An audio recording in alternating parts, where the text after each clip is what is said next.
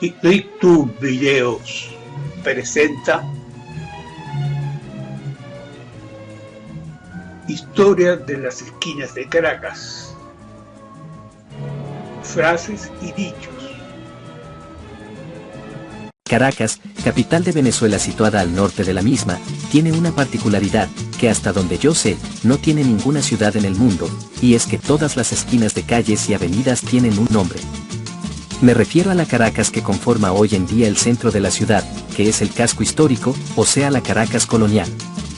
No al resto de la ciudad, que se fue extendiendo con el tiempo, hacia el norte, sur, este y oeste. Estos nombres están relacionados con eventos, personajes y lugares de aquellos tiempos, eran puntos de referencia entonces. Por ejemplo, la esquina Dr. Paul, allí está el consultorio de aquel médico, la esquina de la Torre. Es donde está el campanario de la catedral, que han quedado como nombres aprobados por la municipalidad y sus habitantes.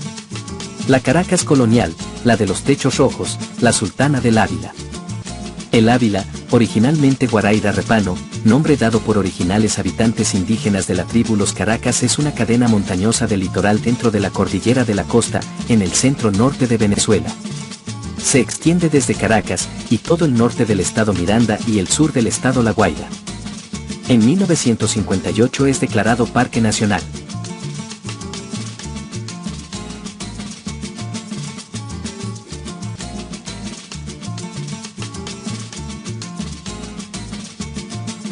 Esquina El Muerto. En los años de la Guerra Federal, 1859 a 1863, cuando los enfrentamientos llegaron a la capital del país, según relata Carmen Clemente Travieso en su libro Las Esquinas de Caracas 1958, se hizo cotidiano hallar soldados muertos o heridos en las calles y escuchar sus quejidos hasta morir en la penumbra de la noche. Pocos se atrevían a abrirles la puerta de sus casas para ayudarlos. En una tregua acordada por ambos bandos, varias cuadrillas salieron a la calle a retirar los cadáveres que obstaculizaban los caminos, para llevarlos al cementerio y sepultarlos. Cuando llegaron a la esquina que hoy se conoce como El Muerto, uno de los cuerpos recogidos del suelo y llevado en camilla se sentó de repente y dijo: "No me lleven a enterrar, porque estoy vivo". Susto. Los camilleros soltaron la camilla y se fueron corriendo, dejando al muerto que estaba vivo en plena calle. La noticia no tardó en difundirse de boca en boca por la ciudad, hasta el punto de que la gente al pasar por allí comentaba que esa era la esquina donde se había levantado un muerto y, acto seguido, se persignaban. Bien fuese por respeto o por miedo. El protagonista de la historia, evidentemente, no había muerto. Había caído desmayado producto de la herida y luego recobró el conocimiento. Así, la historia de esta esquina, la del muerto que estaba vivo. Esquina de Angelitos.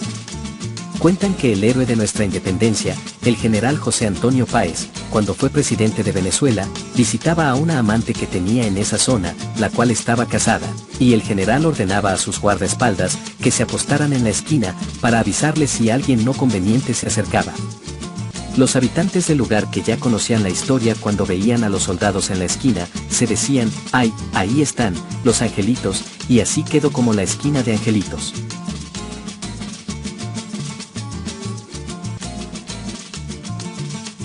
Esquina La Gorda, cuando las tenues luces dejaban ver quién hacían vida y controlaba la entrada al corredor, dicen los visitantes que veían unas lujuriosas y voluptuosas piernas, unas delicadas manos, unos rollizos pies, labios finos, poca ropa, una sonrisa amplia.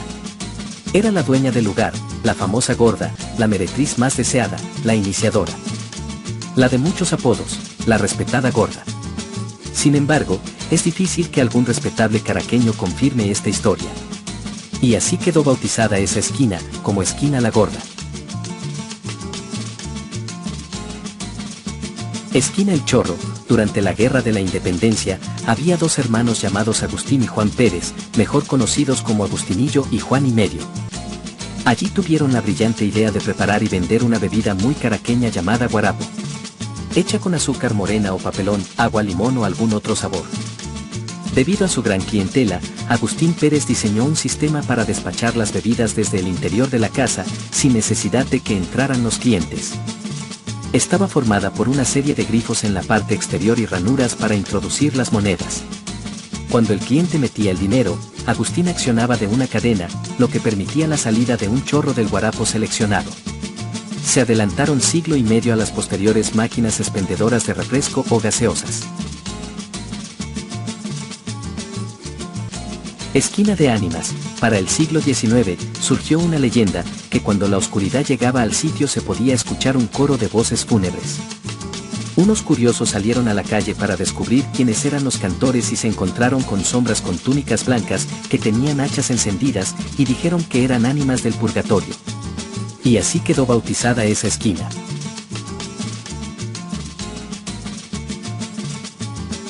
Esquina de Sociedad. En 1811, en ese lugar, se instaló la Sociedad Patriótica, factor decisivo en el establecimiento de la República de Venezuela. En tal ocasión, resonaron en sus paredes los exaltados discursos de sus miembros, figuras como Miranda, Bolívar, Antonio Muñoz Tebar, Francisco Espejo, los hermanos Alias, Vicente Tejera, Coto Paul, entre otros. Discutían contra las incertidumbres de los representantes al Congreso y exigían la declaración de la independencia. Algunos congresistas palpaban que la Sociedad Patriótica trataba de convertirse en otro cuerpo y algunos alegaban que los grandes proyectos deben prepararse en calma, y Bolívar, al percatarse de la situación, exclama: ¿y es que 300 años de calma no bastan? Esquina de Miguel Acho. Durante la Guerra de la Independencia de Venezuela, cuando Domingo Monteverde ocupó Caracas hacia 1812, después de lograr la capitulación del generalísimo Francisco de Miranda, acuerdo que consistió en la entrega de las armas por parte de los patriotas, a cambio, los realistas respetarían personas y bienes. Pacto que no cumplieron los ibéricos, sembrando el terror entre los habitantes de la ciudad. Desde esos tiempos vivió en la apartada barriada de la Candelaria, un pulpero canario llamado Miguel Rodríguez, muy popular por el cariño que profesaba a los niños. La popularidad de Miguel Acho, como afectivamente le bautizaron, crecía día a día. Sus cualidades de buena gente le fueron acercándose más a sus vecinos. Hasta el punto que al atardecer su negocio era sitio de encuentro donde se comentaban los últimos rumores de la localidad. Los patriotas recuperaron la ciudad, en 1813, con la entrada triunfal del libertador Simón Bolívar, después de haber culminado la campaña Admirable. Miguel fue incluido en la lista negra de los isleños realistas, debido a los comentarios de su esposa, pero cuando lo fueron a sacar de su casa para ejecutarlo, los chiquillos del lugar se arremolinaron, gritando a todo pulmón: «¡Queremos a Miguel Acho! ¡Queremos a Miguel Acho!», salvándole la vida milagrosamente. Y desde entonces la esquina es conocida con el seudónimo del pulpero canario hasta nuestros días. Esquinas de Madrices a Ibarra. En esa zona vivían, en dos de sus casas, en una 9 muchachas hermosas de apellido de la Madrid, y en la otra 8 de apellido Ibarra. La belleza de las muchachas inspiró el nombre de las esquinas, hasta hoy en día. Esquina de Carmelitas.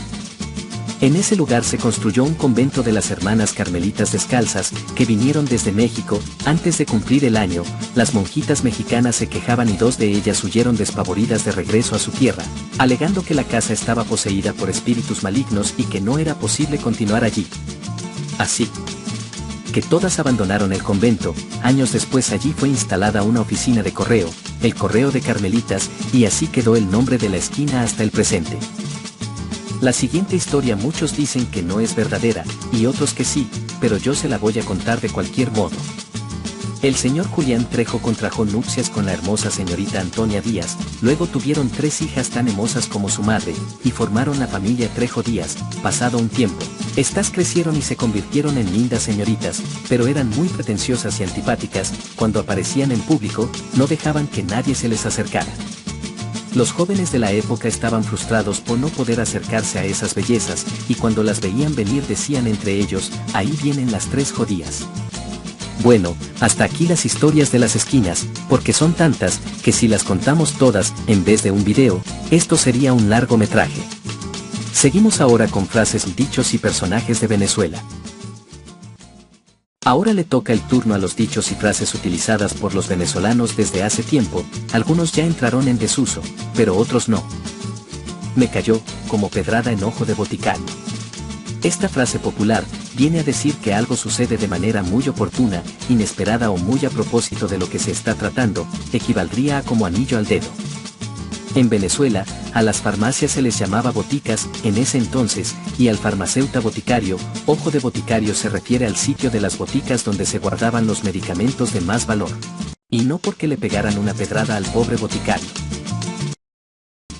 Y donde se elaboraban estas, pues en ese entonces no existían las grandes empresas farmacéuticas de hoy en día, y se decía, que si alguien lanzaba una piedra frente a una farmacia, o botica, era muy difícil que cayera en el ojo de boticario, pues este quedaba al fondo de la botica. De ahí la frase, me cayó, como pedrada en ojo de boticario. No me chalequees.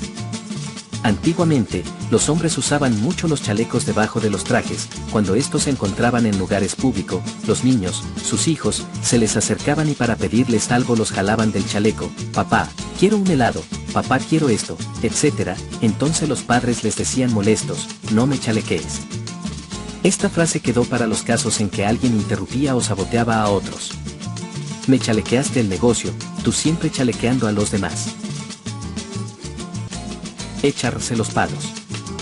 Después de la independencia de Venezuela, se dio la libertad de los esclavos, y los dueños de haciendas y hatos ya no tenían esclavos trabajando sus tierras, sino peones, a los que había que pagar un sueldo. Los hacendados no estaban contentos con esta nueva realidad, y se negaban a pagarle a sus peones con dinero, así que idearon un sistema con el cual les pagaban con unas tablas de madera que tenían un valor. Con esas tablas, podían ir a una bodega, que por lo general el dueño era el mismo hacendado, para adquirir lo que necesitaran. O sea, los hacendados se pagaban y se daban el vuelto. Los peones llamaban a estas tablas palos, y con esas tablas podían comprar también bebidas alcohólicas, o sea ron. Entonces llegaban al mostrador del local y al poner la tabla decían, dame un palo de ron.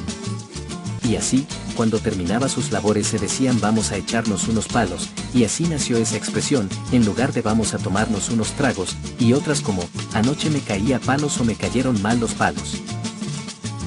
Échale pichón. Esta expresión vino desde los tiempos en que no había sistemas de acueductos y para adquirir agua, había que sacarla de pozos. Luego trajeron del norte unas bombas, para sacar el agua. Estas bombas tenían una palanca con una placa de metal que decían en inglés, Pitch on, que indicaba que había que accionar la palanca manualmente. Esta palabra se tradujo al idioma venezolano como pichón.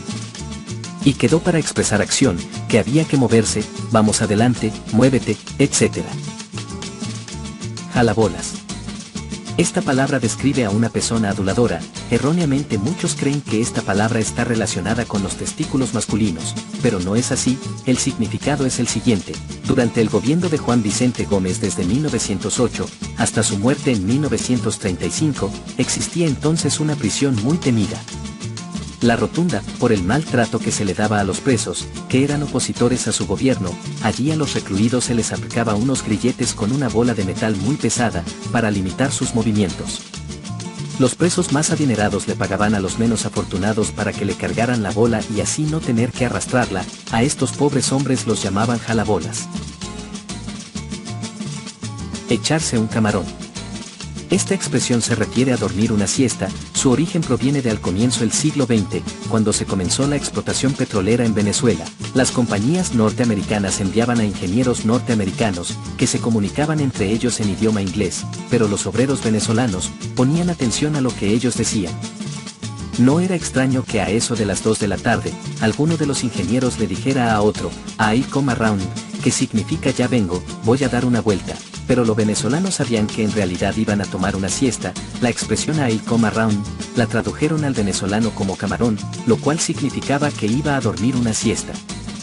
Entonces cuando uno de estos ingenieros decían la frase, los obreros se decían, "Ah, este se va a echar un camarón".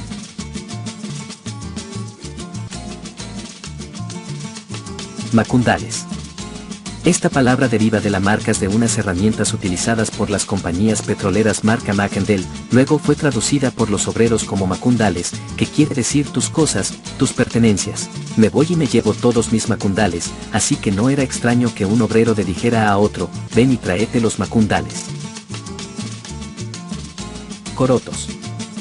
Esta expresión también tiene el mismo significado de macundales, pero curiosamente tiene que ver con un pintor francés, Émile Corot. Hubo un presidente venezolano llamado Antonio Guzmán Blanco, quien era muy afrancesado. Se crió y educó en Europa. En las obras que construyó se ven claramente esta influencia. Él admiraba y tenía varias pinturas de este pintor Corot. Parece que Guzmán Blanco se mudaba con frecuencia y siempre le decía a quienes se encargaban de la mudanza cuidado con los Corot. Luego esta palabra se convirtió en corotos, que también significa tus cosas, tus pertenencias. Dame la cola. Esta expresión quiere decir algo como llévame a tal sitio, lo que en México llama un aventón, proviene de la Guerra de Independencia, cuando los ejércitos hacían largas marchas por los caminos, los soldados que andaban a pie, les pedían a los que montaban en caballos que les dejaran agarrar la cola del caballo para ir más rápido y con menos esfuerzo, y entonces les decían, por favor dame la cola. Cachicamo diciéndole a Morrocoy conchudo. El cachicamo es como se le dice al armadillo en Venezuela y Morrocoy es una especie de tortuga de tierra. Esta expresión se refiere a cuando alguien critica u observa a otro, aun y cuando tiene el mismo defecto que a quien critica. Como ambos animales, el cachicamo y el morrocoy tienen una coraza muy fuerte, entonces se dice cachicamo diciéndole a Morrocoy conchudo o conchudo. Más malo que guardajumo. Nuestro pasado tuvo hombres virtuosos de gran reconocimiento, pero también tuvo aquellos que lograron fama por sus fechorías y malas prácticas. Juan Nicolás Ochoa, el terror de los llanos, nació en el pueblecito de Los Ángeles, al sur de Calabozo, entre los años 1780 y 1782, no se sabe con certeza. Descendiente de los guamos, una etnia que habitó los llanos en épocas remotas. Desde pequeño, el indio Juan Nicolás presentó tendencia a la vagabundería. Robaba a su madre todo aquello que pudiese vender y se rodeaba de la peor compañía. Siendo joven llegó a estar encarcelado, pero con el tiempo fue obteniendo la habilidad de pasar inadvertido por las autoridades de la época. Asaltaba en los caminos, despojando a las personas de sus pertenencias y hasta los mataba, asaltaba haciendas, mataba ganado, robaba caballos y hasta en casas de campo secuestraba mujeres. Las disfrutaba y las sometía a crueles tratos, de ahí el dicho de más malo que guardajumo. Niño que nace barrigón, ni que lo fajen de chiquito. Refleja que cuando un niño nace gordito o barrigón, no hay nada que hacer para cambiarlo, ni siquiera poniéndole una faja para apretar sus gorduras. No hay nada que hacer, crecerá gordo toda su vida, ya que es una característica irreversible. Este refrán muy fatalista es similar a otro refrán. Árbol que nace torcido, nunca su tronco endereza. Cotufas.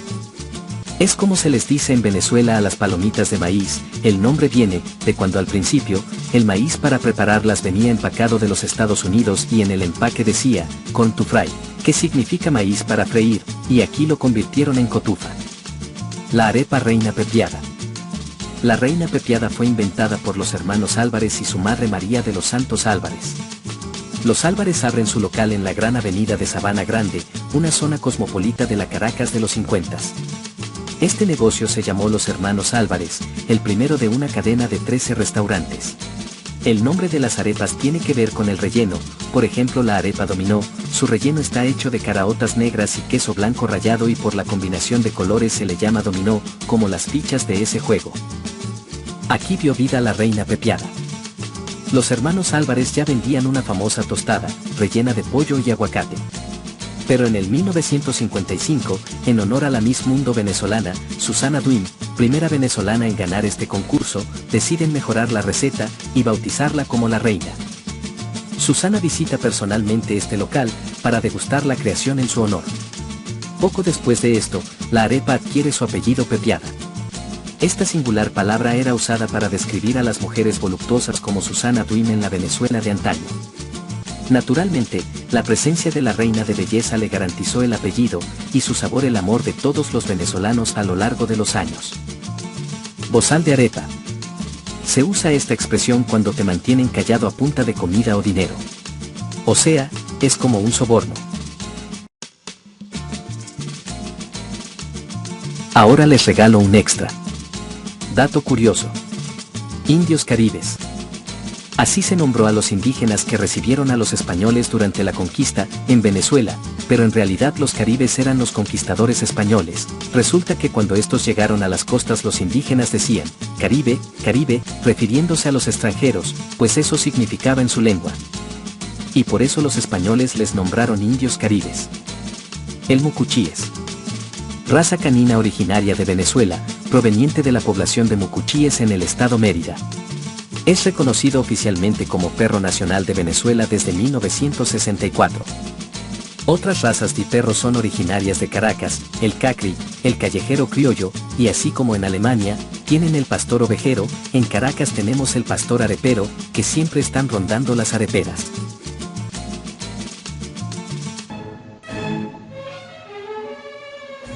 Gracias por tu atención. Regálame un like y suscríbete a mi canal.